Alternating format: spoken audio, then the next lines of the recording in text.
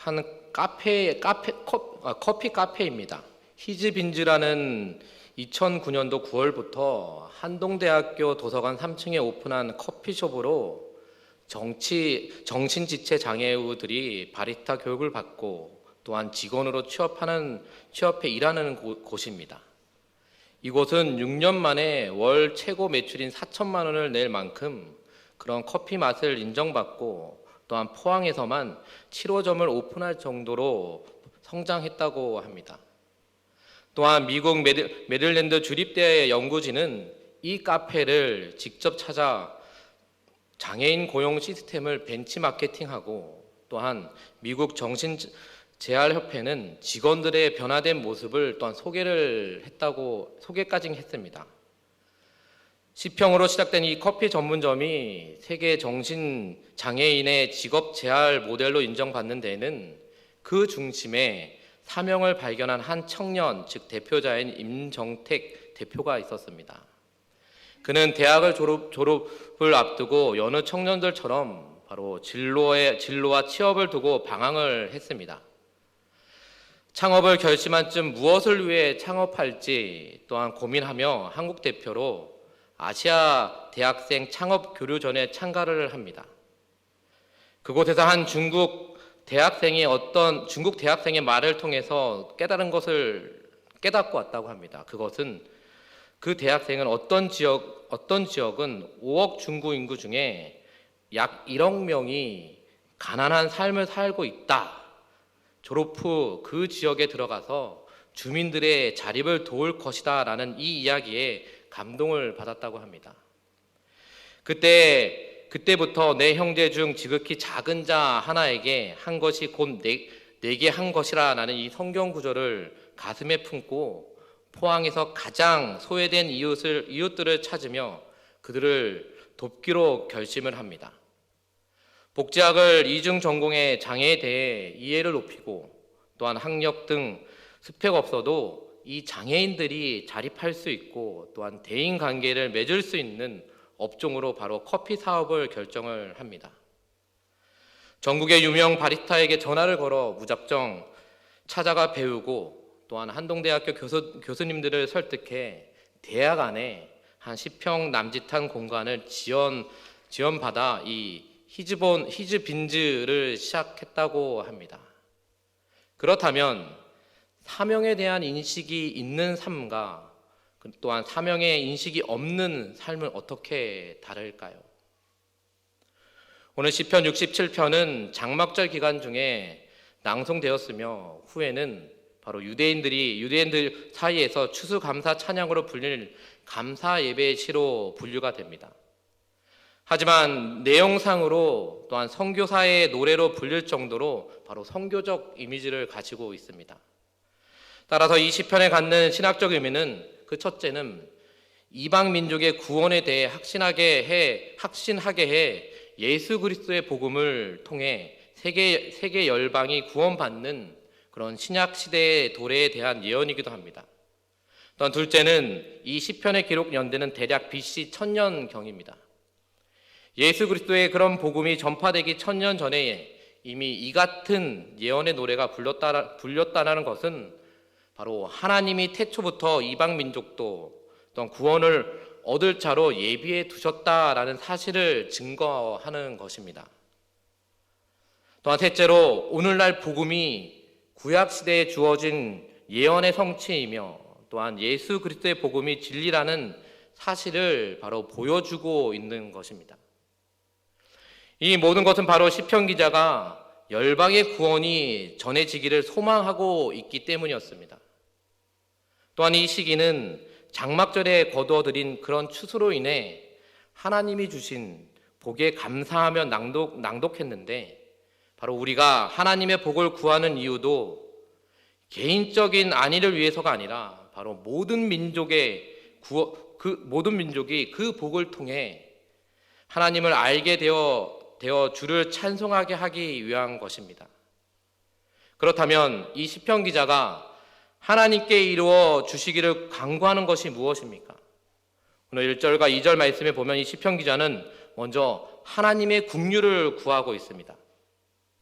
하나님은 우리를 긍휼히 여기사 또한 복을 주시고 그 얼굴 빛으로 우리에게 비추소서라는 이 첫 구절은 대제사장이 이스라엘 자손을 축복할 때 사용하던 그런 축복문의 일부로 아론의 축복 기도이기도 합니다. 우리 한번 민수기 6장 24절에서 26절 말씀 제가 한번 봉독해 드리겠습니다. 여호와는 내게 복을 주시고 너를 지키시기를 원하며 여호와는 그의 얼굴을 내게 비추사 은혜 베푸시기를 원하며 또 여호와는 그 얼굴을 내게로 향하여 드사 평강 주기를 원하노라 할지니라 하라 라는 말씀입니다. 이 시편 기자는 이 기도문을 통해 바로 하나님이 이스라엘 백성에게 복을 주시는 이유가 그 복을 통해 바로 열방이 통해 이방인들이 이스라엘의 하나님만이 유일하신 참 하나님이심을 알게 하기 위한 것이라고 덧붙여 말합니다.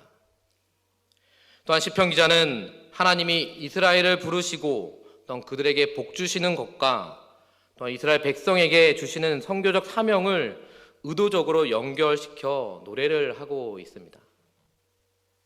그러나 대부분 유대인들은 하나님께 받은 복을 이방인들과 나누기를 원치 않았습니다. 그럼에도 이 시편 기자는 바로 이스라엘 백성들이 하나님과 이방 민족들 사이에 중재자로서 바로 제사장 나라가 되어야 함을 분명히 밝히고 있습니다. 마찬가지로 예수 그리스도를 통해 영적 이스라엘이 된 저와 여러분들도 우리 자신을 위해서뿐만 아니라 다른 이들을 위해 복음을 전하는 자로 부름 받았다라는 이 사실을 기억하셔야 됩니다.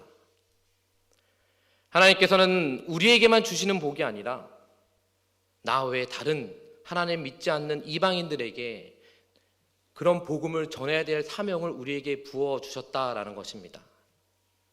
그래서 교회 혹은 성도의 선교적 사명을 분명히 인식하고 또한 이미 얻은 구원을 증거하는 일에 헌신을 해 나아가야 하는 것입니다.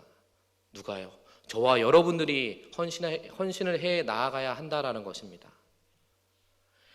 이 일을 하는 첫 단추는 가장 가까운 이웃을 하나님 말씀을 흘러갈 대상으로 인식하고 또 고백해 나아가는 것입니다. 즉 여러분들에게 그 대상자는 누구입니까? 바로 가족들이 될 수가 있을 것입니다. 더 나아가서는 내 이웃이 될 수가 있을 것입니다. 그 이웃들에게 하나님의 말씀이 흘러갈 대상으로 인식하며 그들에게 고백하며 나아가야 한다라는 것입니다. 하나님이 주시는 은혜와 복을 어떻게 나누며 살고 있습니까?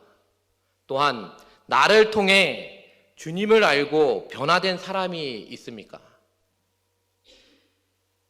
좀 강력하게 말한다면요. 여러분들을 통해 변화된 사람이 있습니까? 또한 여러분들을 통해 하나님의 참된 사랑을 깨닫고 하나님 집에 나와 같이 예배드리며 나아가는 사람이 있습니까? 본문에서 이스라엘 백성이 하나님께 드린 기도는 영적 의미에서 바로 교회의 기도라고도 볼 수도 있습니다. 이 기도는 우리를 위한 기도로 시작합니다. 1절 말씀에 우리를 긍휼히 여기사 우리에게 복을 주시고 그 얼굴빛을 우리에게 비추사라고 말씀하고 있습니다. 즉 시편 기자는 의도적으로 민수기 6장 24절에서 26절에 이 기도문에 등장을 하는 너 대신 바로 우리라는 단어를 사용을 합니다. 여기서 우리란 1차적으로 이스라엘 백성을 의미하지만 동일한 생활권 내의 사람들 혹은 가장 가까운 이웃을 또한 의미하기도 합니다. 그렇다면 가까운 이웃을 하나님의 은혜의 복이 흘러 들어갈 우리로 보는 것입니다. 우리가 복음이 전해지는 통로가 되기 위해 가장 선행해야 하는 것이 나만이 아닌 바로 우리라는 공동체성을 회복하는 것입니다. 따라서 내 주위에 믿지 않는 이웃 또 우리 안에 포함시켜 하나님의 은혜와 복이 필요한 존재라는 영혼에 대한 긍휼한 마음이 있어야 하는 것입니다. 즉 하나님의 은혜와 복은 땅 위에 하나님의 구원을 믿지 않는 영혼들에게 알리는 일이 우리의 부르심이라는 분명한 확신이 필요하다라는 것입니다. 하나님의 얼굴을 비추신다라는 이 표현은 바로 하나님의 임재를 구하는 것으로 하나님이 우리를 부르시고 또한 우리에게 은혜를 주시는 그 이유는 그것을 나뿐만 아니라 내가 밟고 있는 이 서산 땅 가운데 믿지 않는 영혼들을 위해 흘러보내야 한다라는 것입니다. 그 도구로 쓰임 받는 사람들이 바로 저와 여러분들이라는 것입니다. 그렇다면 하나님의 도구로 우리는 잘 사용되고 있습니까? 하나님의 그 도구로 우리는 쓰임 받고 있습니까? 하나님이 우리에게 복 주시는 이유는 바로 우리를 복의 통로로 삼아 하나님을 알게 하고 또한 하나님의 말씀을 전하기 위함이라는 것을 잊지 마시기를 주님의 이름으로 축원드립니다. 또한 이스라엘 백성과 모든 열방이 하나님을 찬양하는 이유가 무엇입니까? 3절과 5절 말씀에 하나님이 민족들과 나라들 모든 사람들을 공평하게 판결하시고 다스리시는 목자이기 때문입니다. 3절에서 모든 민족이 주를 찬송하는 것은 바로 구원의 은혜가 이스라엘 백성에게 임했기 때문입니다. 또한 5절에서 다시 모든 민족이 하나님을 찬양하는 것은 바로 하나님이 공의로 통치하시기 때문입니다. 즉 하나님의 구원을 모든 나라에 안는 결과가 열방의 찬양으로 이어지게 됩니다. 이방 나라들이 이스라엘을 통해 이스라엘의 하나님을 알게 될 때 그들은 구원의 하나님을 찬양하게 된다라는 것입니다. 즉 모든 민족이 목소리를 높여 하나님을 찬양하는 모습은 너무나도 장엄한 모습입니다. 열방이 하나님을 찬양하는 이유 또한 세상 사람들이 다스리는 곳마다 불의와 재난이 있지만 그 반대로 하나님이 다스리신다면 곳곳마다 공의로 다스리실 것입니다. 보좌에 앉으신 하나님의 공의를 통치한다는 것은 바로 온 나라가 크게 기뻐할 일입니다. 시편 기자는 다시 한번 이방인들이 여호와를 찬양할 것을 반복해서 노래를 합니다. 그렇다면 여러분들은 이러한 일이 실현되는 날을 보기를 진정으로 원하십니까?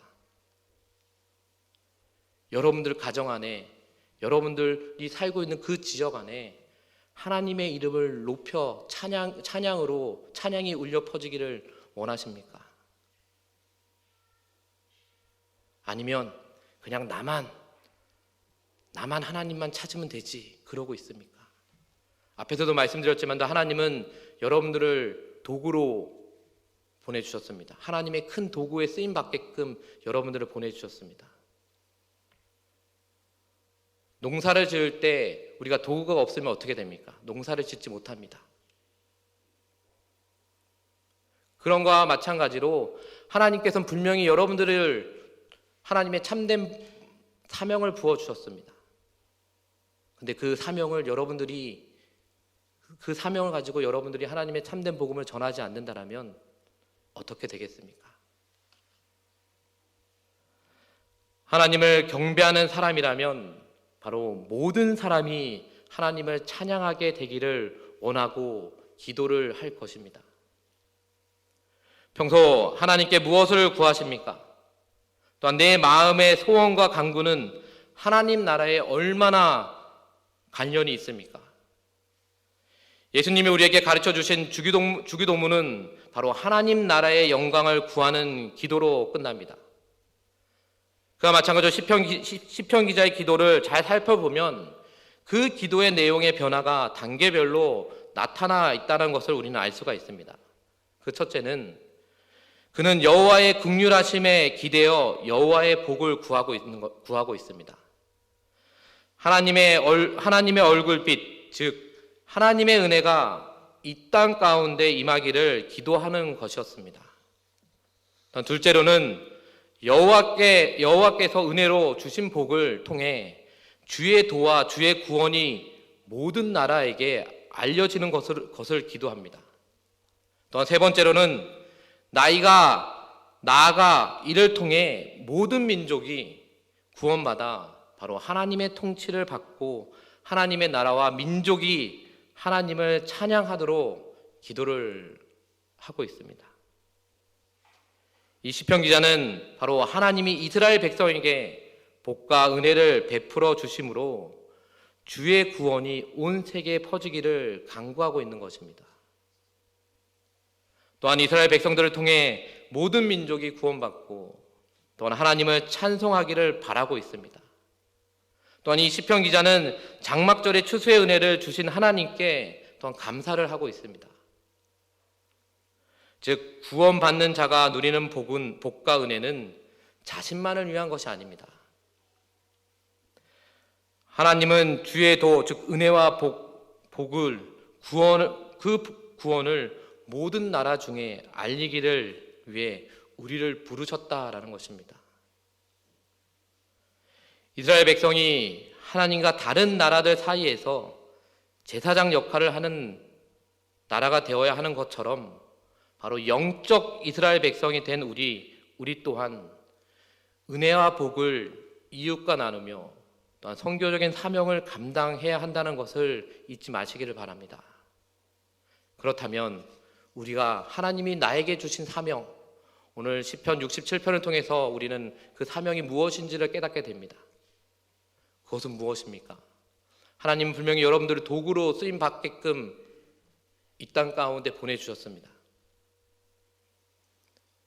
앞에서도 말씀드렸지만도 농사를 지을 때 농사에 도구가 없으면 그 농사를 못 짓는 것처럼 우리가 분명히 하나님의 사명을 분명히 받았는데 그 사명을 가지고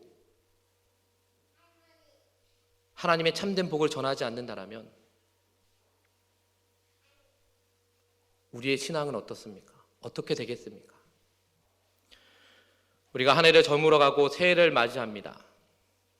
한 해를 돌아봤을 때에는 하나님이 나에게 주신 그 사명을 가지고 내가 올 한 해 어떤 모습으로 또 어떤 믿음으로 내가 많은 죽어가는 그 영혼들에게 하나님의 참된 복음, 아니 나의 삶을 통해 예수 그리스도의 그 십자가의 사랑을 전했는지 우리가 돌아봅니다.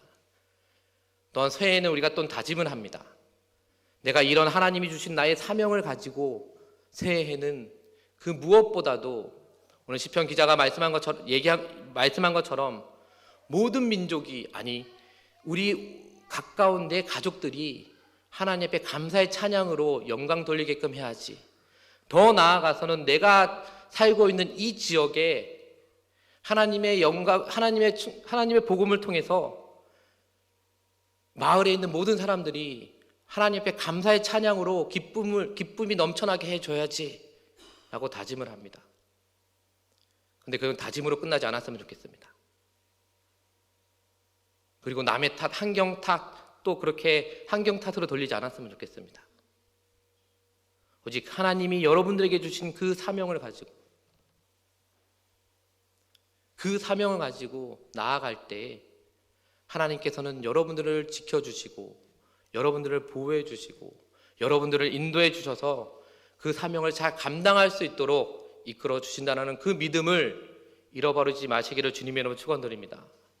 그래서 우리 모두가 그 무엇보다도 하나님이 나에게 주신 그 사명을 다시 한번 기억하고 하나님이 주신 나에게 주신 그 사명을 통해 하나님의 참된 복을 전함을 통해 정말 하나님 앞에 감사의 찬양이 늘 울려 퍼질 수 있는 믿음의 성도들이 되시기를 주님의 이름으로 축원드립니다. 우리 말씀을 기억하시면 우리 찬양하고 함께 기도하겠습니다.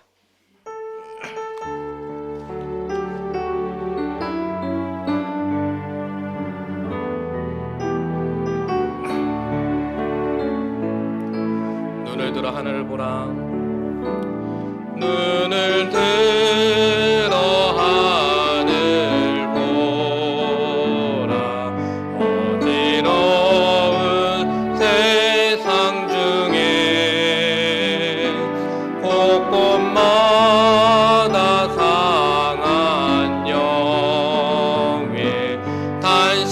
소리 들려온다.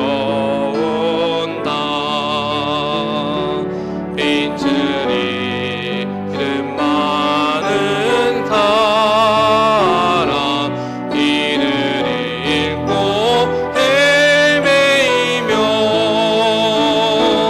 강자처럼 기지 아니 믿는 자여 어이하. 우리 4절입니다. 눈을 들어 하늘 보라. 눈을 들어 하늘 보라. 다시 사신 그리스도 만 백성을 사랑하사 오래 참고 기다리네. 인내하신 우리 구주 그의 심판하시는 날 곧 가까이 임하는 내 믿는 자여 어이할꼬. 우리 말씀 읽기 시작해 기도하며 나아갔으면 좋겠습니다. 하나님, 나와 교회가 주의 구원과 더 은혜를 온 세계에 전하는 그런 선교적인 사명을 잘 감당할 수 있도록 우리 인도하여 주시옵소서. 먼저는 우리 가족과 또한 서산 지역에 하나님의 은혜를 베푸시고 하나님의 얼굴빛을 비추사 풍성한 추수의 열매가 넘쳐날 수 있도록 이끌어주시고, 하나님, 내가 하나님의 참된 복음을 전하며 나아감을 통해서 나에게 어려움이 다가온다 할지라도 하나님이 늘 나를 지켜주시고 나를 보호해 주자는 그 믿음을 잃어버리지 않게 해달라고 우리 주여 한번 모두가 함께 기도하겠습니다. 주여